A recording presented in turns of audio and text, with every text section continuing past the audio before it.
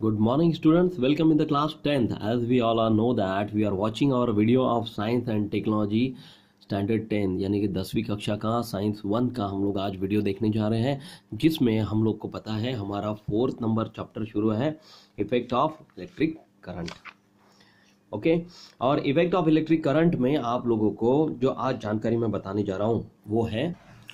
Force acting on current carrying conductor in a magnetic field. यानी कि आज जो पोर्शन हम लोग देखने जा रहे हैं बेटा वो है force acting on current carrying conductor in a magnetic field. यानी देखिए यहाँ पे एक आकृति यहाँ पे मैंने बना के रखी है, आप जैसे कि ये कॉपी में देख पा रहे हैं। Force acting on current carrying conductor ये सिंगल वायर है जो कि एक कॉपर वायर है। इसके साइड में एक हमने मैग्नेट लिया हुआ है जिसको हम लोग हॉर्स शू मैग्नेट कहते हैं, यानी कि नल चुंबक, इसको हिंदी में भी हम लोग कह सकते हैं बेटा। यानी कि देखिए ये जो तार है ना ये इसको छू नहीं रही है, ये नल चुंबक यानी कि हॉर्स शू मैग्नेट के मध्य से जा रही है। ठीक है, मध्य से जा रही है, एकदम बीच में रखी हुई है। और अब ये तार से इलेक्ट्रिसिटी जब फ्लो होगी, है ना, इलेक्ट्रिक करंट इसमें से फ्लो होगा, तब ये मैग्नेटिक फील्ड के ऊपर इसका क्या असर होता है ये हम लोग आज देखने वाले हैं। यानी कि ये मध्य से जाने वाली तार के मतलब तार के ऊपर इस हॉर्सशू मैग्नेट का क्या इफेक्ट होता है, क्या फ़र्क पड़ता है, ये हम लोग देखेंगे।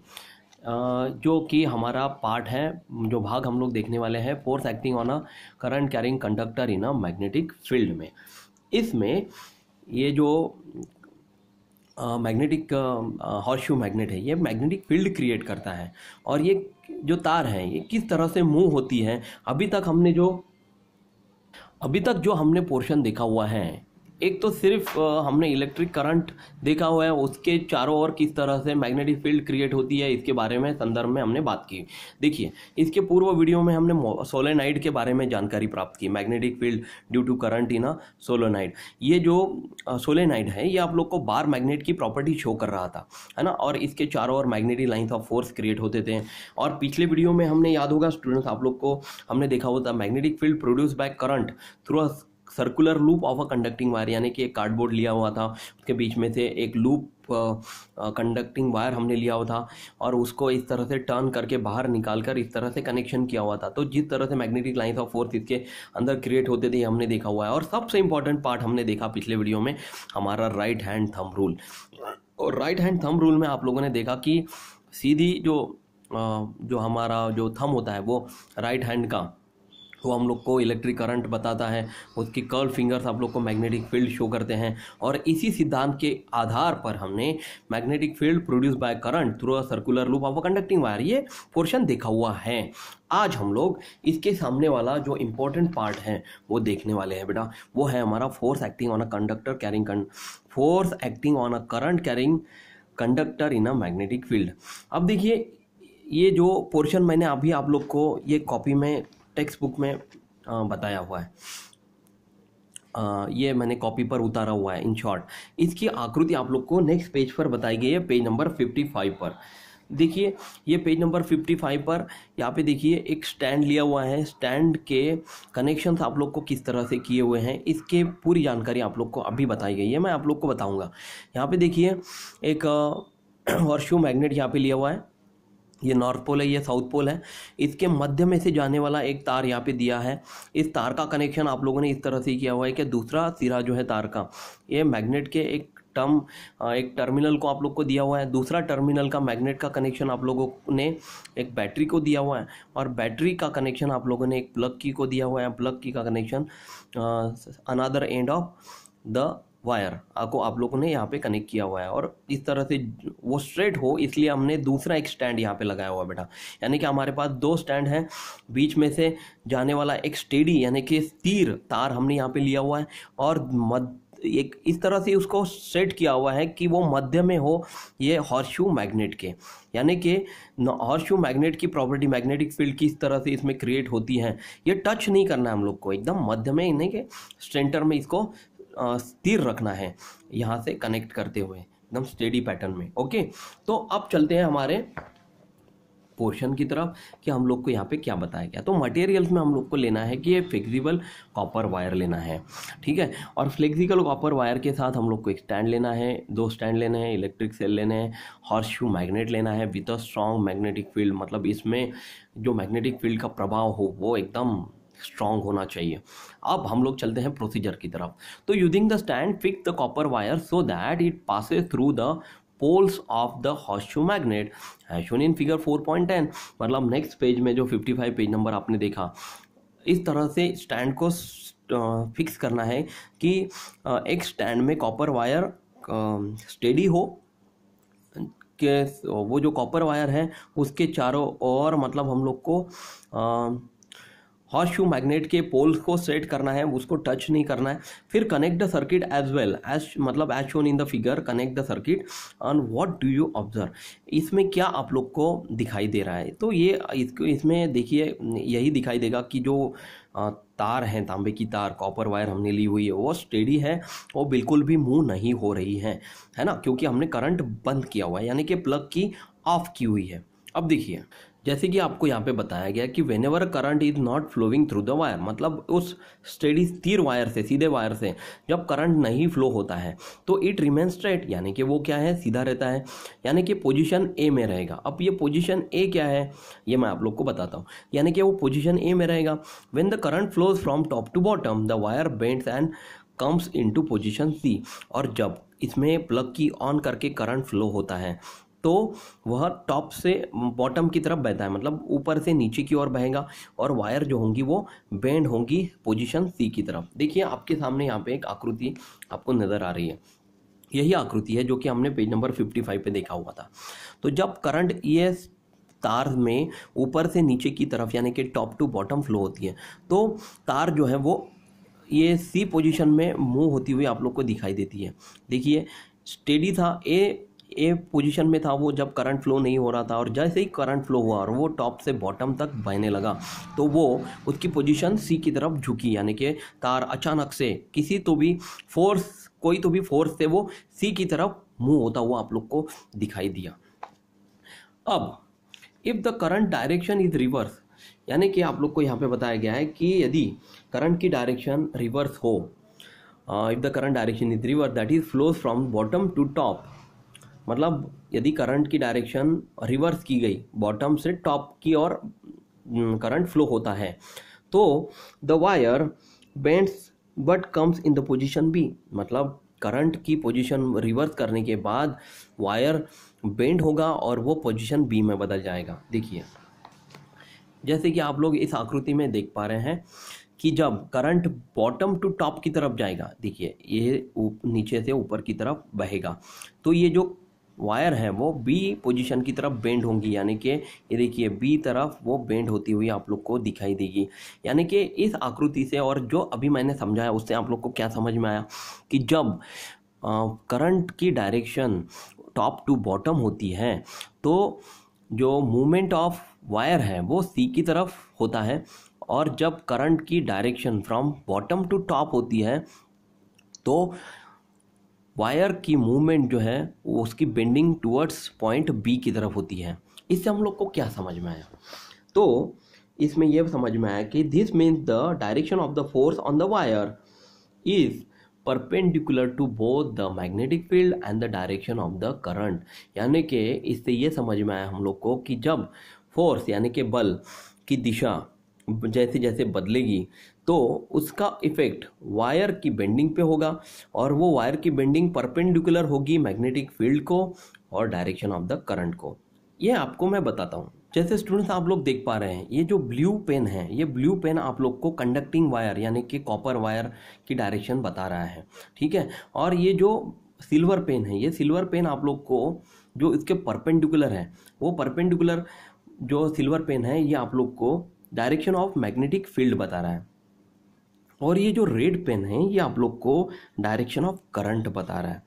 ये बात समझ में आ रही है आप लोग को। ये जो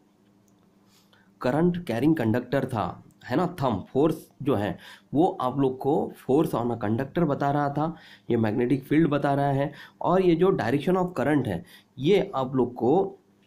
करंट की दिशा आप लोग को शो कर रहा है, यानी कि इसके आधार पर आप लोग को ये मैग्नेटिक फील्ड क्रिएट होती है और कंडक्टर जो है वो तार जो हमने लिया हुआ है इसकी डिफ्लेक्शन इसमें बदलती हुई आप लोग को नज़र आती है। यानी कि यही आप लोग को बताया गया है। Here the direction of magnetic field is from N to S, मतलब नॉर्थ से साउथ की तरफ यदि मैग्नेटिक फील्ड की डायरेक्शन जैसे जैसे बदलती है। In this experiment it is notice that when ever current flow through a conductor, जैसे जैसे करंट कंडक्टर के करंट जो है वो कंडक्टर के बीच में से फ्लो होता है in the presence of magnetic field of force is exerted on the conductor, यानी जैसे ही करंट फ्लो होता है तार के माध्यम में से तो उसके ऊपर मैग्नेटिक फील्ड का फोर्स अप्लाई होता है और ये करंट कंडक्टर के ऊपर वो एक्सर्ट होता है बेटा। तो if the direction of the current is reverse, यदि करंट की डायरेक्शन जो रिवर्स की जाए तो direction of the force also get reverse, और जो फोर्स का जो डायरेक्शन होगा है ना, बल जो होगा उसकी डायरेक्शन भी बदल जाएंगी और वो आप लोग को डिफ्लेक्शन अपोजिट डायरेक्शन में शो करेगा। जैसे कि आप लोगों ने देखा कि डिफ्लेक्शन जब करंट की direction from top to bottom थी तो वो उसका बेंडिंग टुवर्ड्स सी था, और जब करंट की direction B to from bottom to top थी तो उसकी डिफ्लेक्शन बी की तरफ थी। तो if the magnet is kept reverse, यानी कि मैग्नेट का जो है नॉर्थ और साउथ पोल बदल दिया जाए। देखिए जैसे कि आप लोग यहाँ पे देख पा रहे हैं मैग्नेट का जो नॉर्थ और साउथ पोल है ये बदल दिया जाए, ये साउथ जो है वो नॉर्थ बनेगा और नॉर्थ जो है वो साउथ बनेगा, तो डिफ्लेक्शन भी बदल जाएंगी। देखिए टॉप टू बॉटम जो है वो डिफ्लेक्शन टुवर्ड्स बी की तरफ स्टार्टिंग में दिखाएगा, और जब हम लोग बॉटम टू टॉप चलेंगे तो डिफ्लेक्शन टुवर्ड्स सी दिखाएगा। ये इसके अंदर चेंजेस होंगे बेटा। तो यही पूछा गया है यहाँ पे आप लोग को किताब में। If the magnet is kept reverse, that is the south pole is brought at the position of its north pole and the north pole is brought to the position of its south pole, what will happen? Then the direction will be changed, मतलब magnetic field की direction जो होंगी वो बदल जाएंगी। अब चलते बेटा हमारे पेज नंबर 55 की तरफ, जहाँ पे आप लोग को इसको और अच्छे से समझा कर बताया गया है। तो in above experiment clearly show that a force is exerted on the current carrying conductor, मतलब जो तांबे की तार आप लोग को यहाँ पे दिखाई दे रही है उसके ऊपर फोर्स एक्सर्ट हो रहा है, वो किस दिशा में हो रहा है? The direction of the force depends on both the direction of the current and the direction of the magnetic field, यानी कि यह बल किसके ऊपर डिपेंड होता है? एक तो करंट की डायरेक्शन के ऊपर भी डिपेंड होता है और मैग्नेटिक फील्ड की डायरेक्शन के ऊपर भी डिपेंड होता है, तभी वो उसके दो अलग अलग डिफ्लेक्शन आप लोग को शो करता है। तो experimentally it is possible to show that this force is maximum when the direction of the current is perpendicular to the direction of the magnetic field, यानी कि यह फोर्स यानी कि ये बल सबसे ज़्यादा कब होगा? जब करंट की डायरेक्शन और मैग्नेटिक फील्ड की डायरेक्शन दोनों एक दूसरे को परपेंडिकुलर होगी, तब उसका डिफ्लेक्शन सबसे ज़्यादा होगा। यानी कि जब top to bottom current flow होगा तो वो सी की तरफ डिफ्लेक्ट होगा, यानी कि मैक्सिमम मैग्नेटिक फील्ड वहाँ सी की तरफ ज़्यादा होगी, और जब current bottom to top flow होगा तो डिफ्लेक्शन जो है वो बी की तरफ ज़्यादा होगी, यानी कि मैग्नेटिक फील्ड स्ट्रांग होगी टुवर्ड्स पॉइंट बी। ठीक है, यहाँ पे देखिए आप लोग को कुछ आकृति यहाँ पे दिखाई गई है बेटा, फिगर यहाँ पे कॉपर वायर दिया गया है, एक मैग्नेट दिया है, हॉर्सशू मैग्नेट आप लोग को यहाँ पे दिया गया है, एक स्टेडी वायर हमने लिया हुआ था ए पोजीशन में, वो देखिए जब फ्रॉम बॉटम टू टॉप जब करंट फ्लो हो रहा था तो इसकी बेंडिंग टुवर्ड्स बी आप लोग को यहाँ पे दिख रही है, टुवर्ड्स बी, और जब करंट यहाँ पे देखिए डायरेक्शन यहाँ पे दिख रही है, direction from top to bottom थी, यानी कि current flow from top to bottom, तो उसका डिफ्लेक्शन टुवर्ड्स पॉइंट सी था। इसमें यह बताया गया है कि magnetic field perpendicular to the plane of the paper going inside the paper. तो एक्सपेरिमेंट ये हमने देखा, स्कीमेटिक डायग्राम हमने यहाँ पे देखी, इसका ये मतलब था कि 4.10 फिगर में force acting on a current carrying conductor in a presence of a magnetic field, ये हमने देखा। अब इसके बाद हमारा इंपॉर्टेंट पार्ट देखते हैं हम लोग, Fleming's left hand rule. Fleming's left hand rule में आप लोग को यहाँ पे एक आकृति दिखाई देगी, ये आकृति की चर्चा हम लोग करेंगे। सो देखिए स्टूडेंट, जैसे आप लोग ये आकृति में देख पा रहे हैं, ये जो ब्लू कलर का पेन है वो फोर्स ऑन द कंडक्टर है, ठीक है, यानी कि अंगूठे का डायरेक्शन आप लोग को शो कर रहा है। Second is this silver pen give the direction of the magnetic field, यानी ये जो पेन है ये आप लोग को, ये ब्लू के परपेंडिकुलर आपको दिख रहा है, ये आप लोग को direction of magnetic field show करता है। और इसी के परपेंडिकुलर आप लोग को यहाँ पे थर्ड पेन, यहाँ पे रेड पेन दिखाया गया है, वो है डायरेक्शन ऑफ द करंट, ये है डायरेक्शन ऑफ द करंट। तो इस तरह से फ्लेमिंग ने लेफ्ट हैंड रूल आप लोग को समझा कर बताया था। ये आप लोग को मैं पढ़कर बताता हूँ, इसमें जो चीज़ें आप लोग को दी गई है। In the above experiment we considered the direction of the electric current and the direction of the magnetic field and found that the direction of the force exerted is perpendicular to both, यानी कि जो ऊपर में हमने प्रयोग देखा है ना, एक्सपेरिमेंट देखा, इस एक्सपेरिमेंट से हम लोग को ये समझ में आया कि इलेक्ट्रिक करंट की डायरेक्शन और मैग्नेटिक फील्ड की डायरेक्शन ये दोनों एक दूसरे को परपेंडिकुलर होती है और ये दोनों एक दूसरे के ऊपर फोर्स एक्सर्ट करते हैं जो कि एक दूसरे को परपेंडिकुलर होते हैं। ठीक है, तो there is a simple rule relating this three direction, यानी कि इसके आधार पर हमने एक बहुत सिंपल रूल बनाया जो तीनों डायरेक्शन को आपको शो करता है। This rule is called Fleming's left hand rule, और इस रूल को हम लोग कहते हैं फ्लेमिंग का लेफ्ट हैंड रूल। और इस रूल के नियम के अनुसार, according to this rule, the left hand thumb, index finger and the middle finger are stretch so as to be perpendicular to each other. जैसे देखिए यहाँ पे लेफ्ट हैंड मैंने यहाँ पे लिया हुआ है बेटा, और लेफ्ट हैंड में ये एक थंब मैंने लिया हुआ है, ये मैंने फिंगर ली हुई है,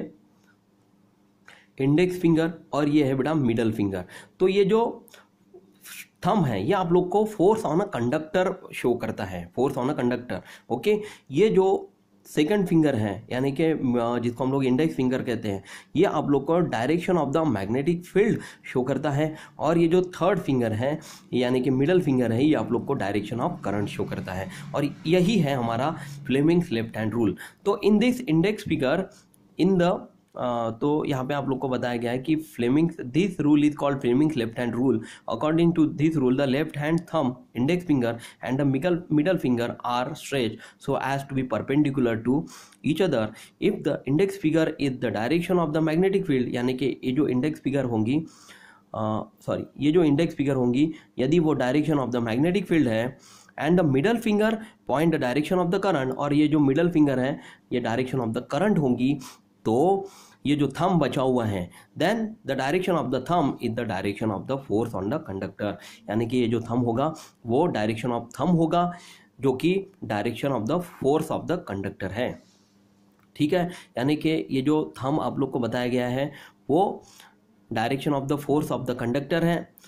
ये जो इंडेक्स फिंगर है वो direction of the magnetic field है, और जो मिडल फिंगर है वो डायरेक्शन ऑफ द करंट है। इसके आधार पर ये आकृति से हम लोग ये समझ सकते हैं कि जो करंट कैरिंग कंडक्टर है इसमें एक इलेक्ट्रिक मैग्नेटिक फील्ड क्रिएट होती है। वो मैग्नेटिक फील्ड और इलेक्ट्रिक करंट ये दोनों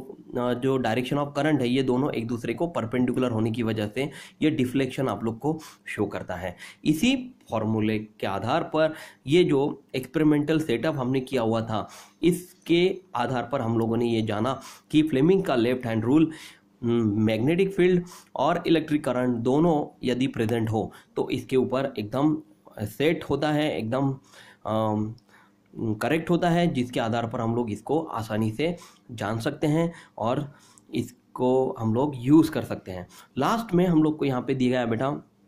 कि एक यहाँ पे एक आकृति दी गई है। इस आकृति से हम लोग को ये समझ में आ रहा है कि ये जो स्ट्रेट लाइन है ये आप लोग को फोर्स ऑन कंडक्टर बता रहा है, यानी कि फोर्स ऑन कंडक्टर यानी कि ये थंब जो कि परपेंडिकुलर है direction of the magnetic field से यानी कि इंडेक्स फिंगर से, और यही perpendicular direction of the current से भी, यानी कि डायरेक्शन ऑफ करंट और डायरेक्शन ऑफ मैग्नेटिक फील्ड ये दोनों एक दूसरे को परपेंडिकुलर होता है। और इसी के आधार पर ये दोनों फोर्स ऑन कंडक्टर के ऊपर बल क्रिएट करके उसको डिफ्लेक्ट करते हैं। दोनों किसी भी साइड में डिफ्लेक्ट हो सकते हैं, depends upon the north and south pole of a magnet. तो देखिए ये determine the direction of the force on the wire in the above experiment and verify your finding, यानी कि यहाँ पे ये प्रश्न पूछा गया है कि फ्लेमिंग के बाएं हाथ के नियम के उपयोग करके आप लोग को तार में उपस्थित बल की दिशा कौन सी दिशा यानी कि निश्चित कीजिए, यानी कि वो कौन से डायरेक्शन में मूव होती है ये निश्चित कीजिए। आपको तो पता है कि वो जहाँ पे स्ट्रॉन्ग मैग्नेटिक फील्ड होंगी उस तरह उस दिशा में वो डिफ्लेक्ट होगी। और निष्कर्ष की जांच कीजिए, तो निष्कर्ष में आप लोग को ये समझ में आएगा कि वो नॉर्थ और साउथ पोल पे भी डिपेंड करता है और मैग्नेटिक जो डायरेक्शन ऑफ करंट है उसके ऊपर भी डिपेंड करता है। फ्रॉम टॉप टू बॉटम वह सी की तरफ डिफ्लेक्शन दिखाएगा और फ्रॉम बॉटम टू टॉप जैसे करंट फ्लो होता है बॉटम से लेकर टॉप तक, तो वो बी की तरफ डिफ्लेक्शन शो करेगा। तो आशा करता हूँ स्टूडेंट्स ये वीडियो आप लोग को पसंद आया होगा। अगली वीडियो में हम लोग ज़रूर इलेक्ट्रिक मोटर के बारे में जानकारी देखेंगे। तब तक जितना पोर्शन हमने देखा हुआ है, जितना पोर्शन मैंने आप लोग को पढ़ाया हुआ है और जितना पोर्शन अभी तक आपका साइंस 1 में हुआ है उसको आप रेगुलरली पढ़ते रहिए, क्वेश्चन आंसर रीड करते रहिए। यदि नहीं लिखे होंगे तो आप लोग उसको कंप्लीट करिए और सबसे इम्पोर्टेंट आप लोग अपना खुद का ख्याल रखिए। हंसते रहिए, मुस्कुराते रहिए। Take care student. Thank you class, bye.